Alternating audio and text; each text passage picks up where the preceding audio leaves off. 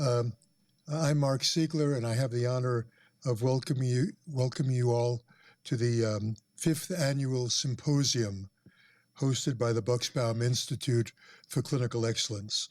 I'll take just a brief moment to tell you a bit about the Institute. The Bucksbaum Institute was founded in 2011 with a foundational gift of $42 million from Matthew and Carolyn Bucksbaum Family Foundation. Mrs. Kay Bucksbaum is with us today, and I hope you'll join me in welcoming her warmly. Kay, thank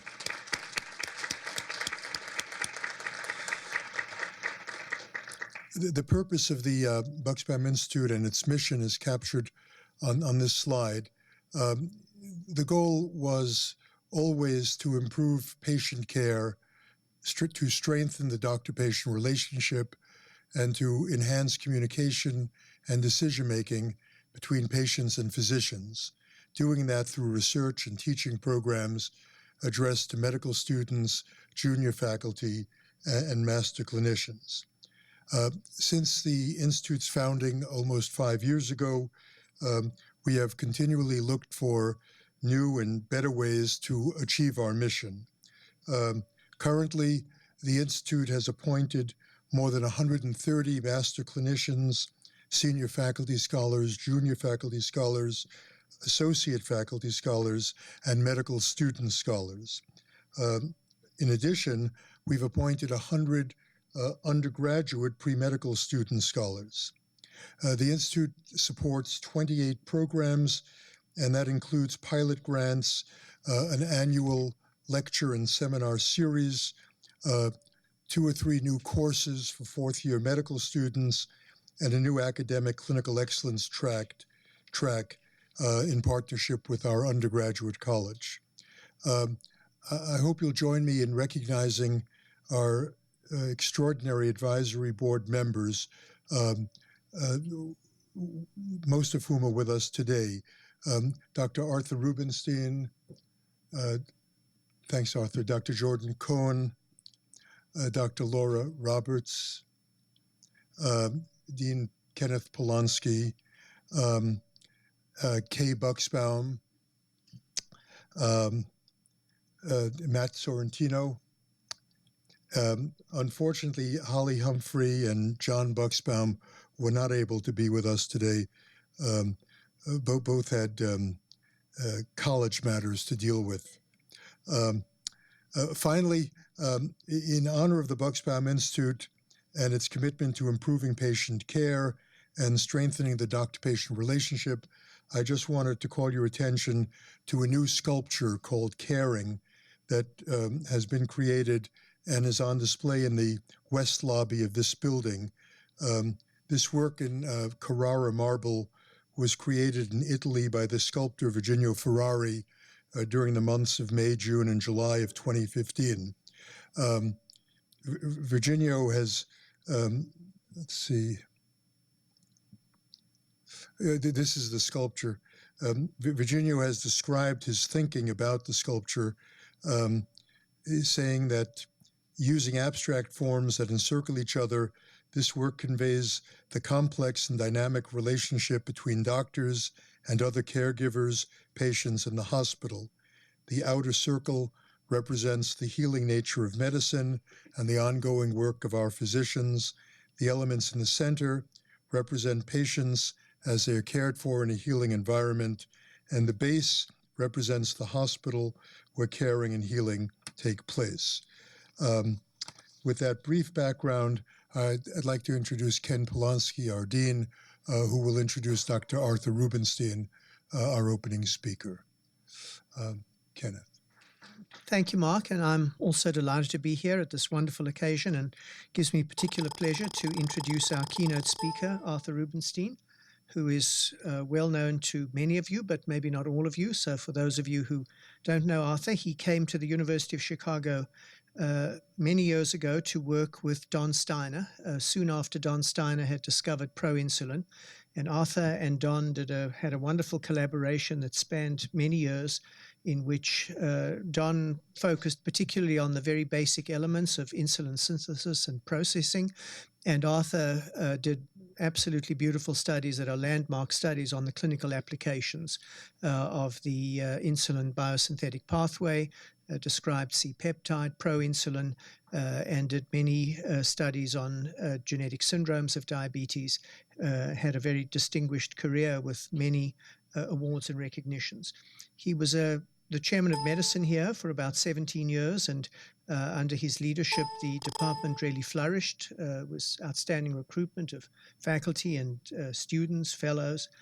He then went on to be dean at Mount Sinai and then also dean at University of Pennsylvania, and he was extraordinarily successful there. He's currently a faculty member at the University of Pennsylvania, and we are very delighted that he's here today, and we're particularly interested in the topic that he's chosen, which is women in leadership roles in academic health centers. So thank you very much, Arthur, for being here. As always, I'm delighted to be back here and enjoy seeing old friends and seeing the progress that's so obvious. Just a few words of introduction. First, to pay tribute to Kay Bucksbaum and her institute that Mark Siegler runs. It's a huge success, and every time we come back every year, it's more and more impressive what's been accomplished, so congratulations. I also want to thank Angela Pace-Moody, who I think runs it, kind of not even behind the scenes. I think without her, Mark couldn't do anything. And so, Angela, thank you for all your work. And then I do want to say, he'll probably wish I didn't, but it's really wonderful to see what Ken Polonsky has accomplished here in his 6 years, I think, as Dean and EVP, and, you know, the progress and quality of the faculty and students and the emphasis on research and patient care all balanced is really wonderful. And so, Kenneth, I want to congratulate you. It's really terrific to see. I also want to say this is a challenging topic, and so I probably will offend a number of you. And if I do, you can only not invite me back. That's the worst could happen. But it's an important topic, and I've been interested in it for a long time. And when I thought of some of the reasons, I thought I would give it to you. First, I've been married to a physician for more than 50 years, Denise, who many of you know, an extraordinary person in many regards. I won't go through all the details, but many of you know her. I also have a daughter-in-law who's a physician, and I've watched her career at Columbia, and it's been very interesting for me to see her as a family member, but also to watch at a distance her challenges and so on. And then I've been particularly interested over many, many years to mentor and be privileged to interact with women students, residents, faculty, chairs, and to have a look at what they've accomplished and some of the challenges or many of the challenges they face, and to try to be involved in many ways in helping them as much as possible. So that's been a real honor for me to be able to do that. So you might ask, well, why did I kind of choose this? The catalyst for choosing this talk today actually came from an interaction I had. I have all this background then thinking of these things, but a couple of months ago I had a visit from Claire Pomeroy. I don't know if any of you know her. She was the dean at University of California, Davis, and now she's the president of the Albert and Mary Lasker Foundation. And we were talking about various issues in academic medicine, and I was saying I mentored a lot of women and had appointed a number of women chairs and so on. And she said to me, I just wonder if you have any idea how difficult and challenging it is for women to rise in the ranks of academia and become successful leaders. And I said I had some, and then she told me her personal story. And I just began to really realize the depth and issues that she had dealt with, which for my own leadership thing, I had none of that. And it was really kind of instructive and eye-opening. And she's written an editorial about some of her own experiences in Scientific American in January 2016. And some of what I'm going to talk about came out of that conversation. I actually will show you one or two of the slides she shared with me and so on. So that's the background. Let's begin by looking at the situation in academic medicine, because it's always good to look at the data and then evaluate it and see what the kind of situation is and what we can think about doing it and why did it come that way. So the best survey of all this has been published by the Association of Academic Medical Colleges, the AAMC. They did a survey in 2014, which was answered by a huge number of faculty women across the country, and it seems it's a very good snapshot, statistically valid, of what the situation is in academic medicine. The report is available online. You can read it, and I've talked to some of the people who initiated and analyzed the report, and you will find it very interesting. But basically what it actually says, if you look at this first slide, is that although there are almost equal, but not quite, 46, 47% of women as applicants, matriculants for medical school, and then as residents, once you get to the faculty, you'll see 38% are full-time faculty, 21% of those are full professors, and if you want to be a dean, not everyone does, but still, 16% of people in that leadership position are women. So as they point out, if rising to these leadership positions is important, which I think we would agree they are, at least I think so, then there is a big attrition from entry into medical school all the way down to senior leadership positions.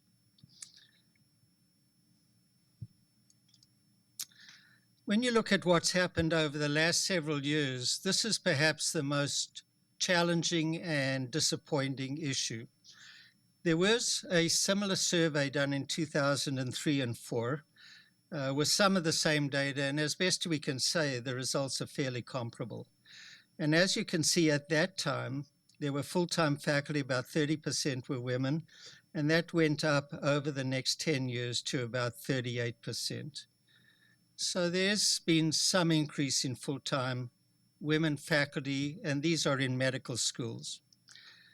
Here's what's been most disappointing in many, many ways. If you look at the number of full professors as a percentage of the total number in 2003, it was 14% women. And this was at a time that the number of medical students had become parity with men. And the view was the pipeline was going to gradually or rapidly increase so that women would move through it into more senior faculty ranks. And you can see 10 years later, it had gone up some, about 7% to 21% of the total number of professors were women. And of the associate professors, about a third, from 26%. So there was a discernible increase, but it was relatively modest compared to what might have been, I think. You can also see, even more striking, that if you look in leadership positions right across these positions, that in terms of change from 2003, the changes have been relatively modest. So some increase in division chiefs, you can see, vice chairs, department chairs, which are really very, very important, maybe even more important than deans and so on, because of their influence on faculty and students and residents. The increase was 2% over that period of time. A really mild, modest increase that is quite striking. Assistant deans about the same, associate deans and so on. And then you can see in terms of the deans themselves, gone up from about 10% at that time to 16%. Now, one can argue about these numbers one way or another, but I think overall, it would be fair to say in 2014, the number of women in leadership positions in medicine is modest, and most disappointing perhaps is the fact that over the last 10 years or so, the increment has been relatively small. And so the issue is, is this important? Why is it happening? What are the issues related to this? And is there things we can do about it? You'll see even across all the chairs, so we pointed out that the chairs tend to be less than 20%. And I view these as key leaders in academia for all the kind of reasons I mentioned. You can see the number is almost, except for public health, which has a special discipline in itself, it's around 20% or less. And on the right, you can see, if you want to look at this report, all the departments pretty much across the country, and you can see that less than 1 in 5 leaders in those departments are women. Now, in terms of many aspects of women medical students, residents, and young faculty, having role models and mentors as women in leadership positions from many points of view has turned out in kind of objective analysis to be very important. And so this small number, 1 in 5, is particularly serious, I think, in terms of that concept. So you might say, well, what's the situation outside medicine? Because medicine, of course, has a very special connotation, and this issue is not unique to medicine. So I've read a fair amount of the literature. There's a huge literature on this, as many of you might know. Hundreds and hundreds of papers, a variety of studies, some good, some not so good, people's opinions, and ideas right across the board in architecture, engineering, business. Particularly business has achieved a lot of recognition recently in terms of a dearth of women on boards of companies, in terms of CEOs on Wall Street and so on. And much of this literature is fascinating and worth reading. It's just kind of very interesting. I picked out a couple to just recommend to you, and I can make these available to you if you're interested, but these are highly personally selective. There are many, many others, some of which I've read and some of which I haven't, that are extremely fascinating. So this paper by Anne-Marie Slaughter in the Atlantic in July, August assumed a huge amount of attention. It was written in response to the view that if women only tried harder and society was a little more flexible, women would rise rapidly to high levels. She's actually a career diplomat, so her background is in foreign policy, and she was a major player in the Clinton administration, very high in terms of the State Department. And she wrote this really, I think, insightful article that's worth reading about, pointing out the challenges she faced in terms of the demands on her in terms of the work versus family demands, children and others, and why she felt it was still not an equal proposition with men. Her husband, Andrew Moravcsik, wrote something else in addition to what she wrote in a later edition because everyone wanted to know about him. He's a faculty member at Princeton, and he wrote about it too. Of course, most of you have heard about or read Sheryl Sandberg. She's a COO at Facebook. And her book, Lean In, pretty much says you can do it all. Although I guess if your salary is $25 million a year, it gives you some minor advantage, as some of our politicians are saying today. So her book is kind of the opposite to Anne-Marie Slaughter. I don't agree with her, by the way, but it's an interesting book. And then there are a variety of really interesting analyses, some by women and some by men, about this topic that are very instructive. Robin Ely talks about salaries and all kind of things, as you would imagine, from the Harvard Business School, where she is. Wendy Williams and her husband, Stephen Ketchy, talk about the challenges of motherhood in society. They're both PhD scientists. You might think, well, the survey that was done in 2013-14, maybe it's outdated and 2 years later now. But there are very good indications that not much has changed in the last 2 years. There's 2 good papers in JAMA recently, which are pretty much a little more up to date. They come up with the same kind of data. And there are repeated articles in the New York Times and other journals about this issue of women in leadership in society in a whole variety of places. There are some who've pointed out that there are some successes, and this paper by Jeremy Hefney, which talks about leadership at Rochester Polytechnic Institute and what he and the president have done to increase women in leadership roles, is instructive. So it's not a monolithic issue, and there are many interesting papers. I picked out just these few. There are many others. So that's the background. I think the data is pretty uncontrovertible. I mean, most people agree with it. But exactly why it's happened and what to do about it is the most interesting and challenging issues. So the first is, why does this happen, or what is the best view we have as to the origins of this issue? And there are a variety of variables, and some people give different weights to different ones. I picked out a couple here. This is not all inclusive, but they perhaps some of the more dominant ones that people discuss in the literature and in various fora and so on. So individual issues, you may not be surprised by any of these. Personal aspirations, expectations, work-life balance issues, which of course are very important.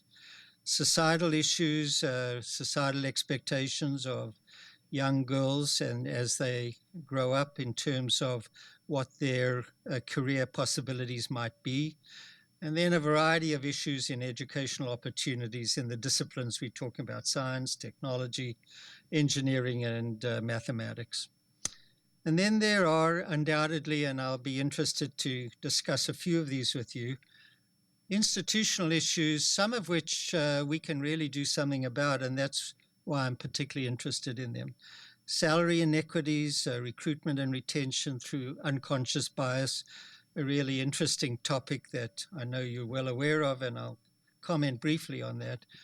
And issues of culture and institution that are either friendly or inimical to women's progress up the career ladder. So there are a variety of things that are worthwhile thinking about, analyzing, and which there's a fair amount of data in the literature, some of which is quite rigorous and some of which is not. Let's start with a thing we can really measure, and that's salary inequity.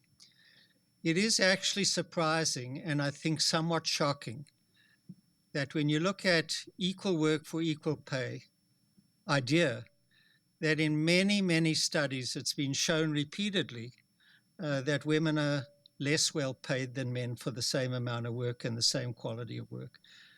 It's kind of a shocking but real phenomenon.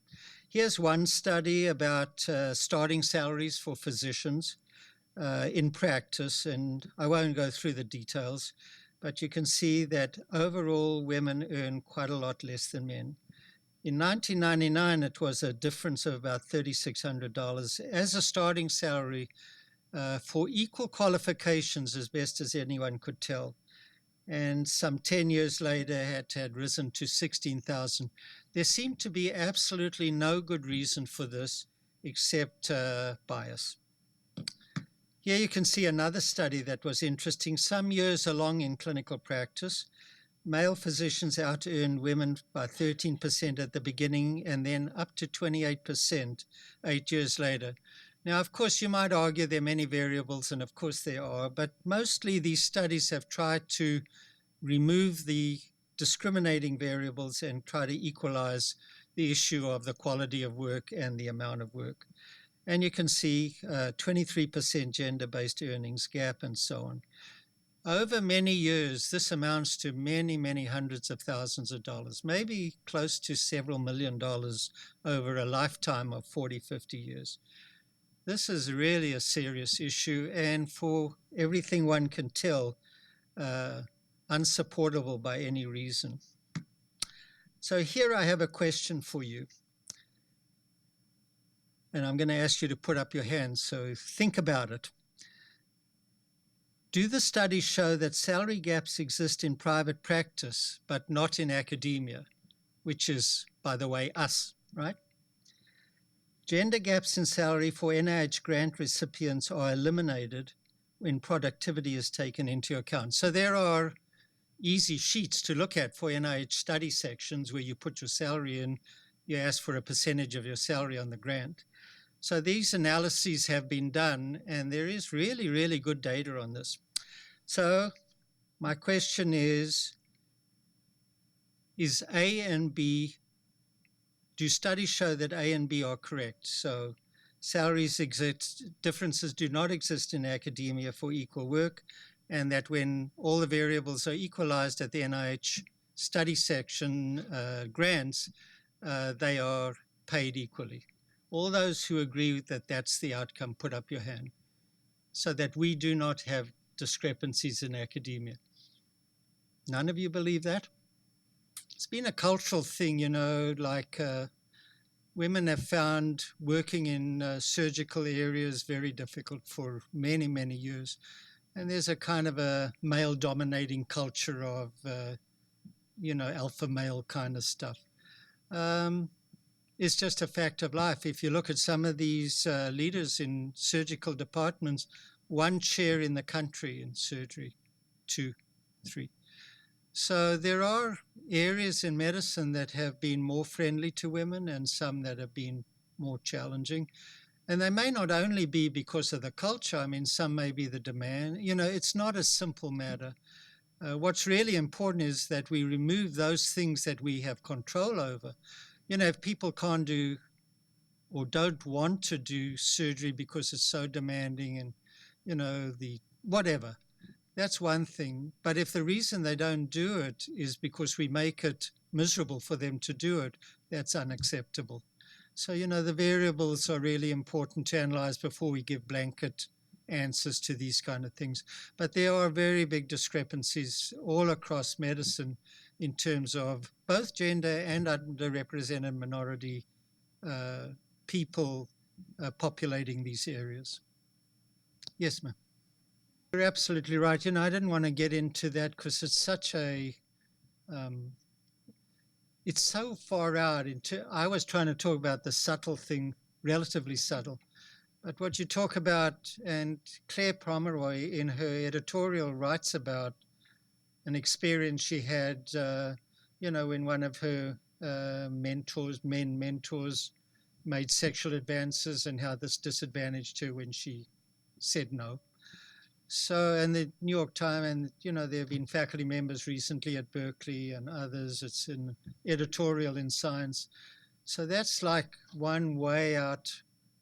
But as you point out, it seems to be much more common than we previously believed. And I can't answer that, but all of you women can, you know, and I don't know exactly in medicine versus some of these other fields. But clearly, that kind of behavior is totally unacceptable and destructive, and is clearly more common than we had even imagined. So I'm pleased you brought it up, and it's really important. Yes.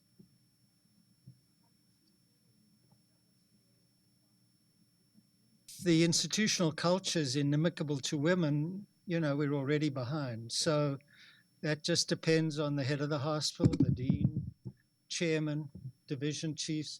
And often, as we see, 80% of them are men.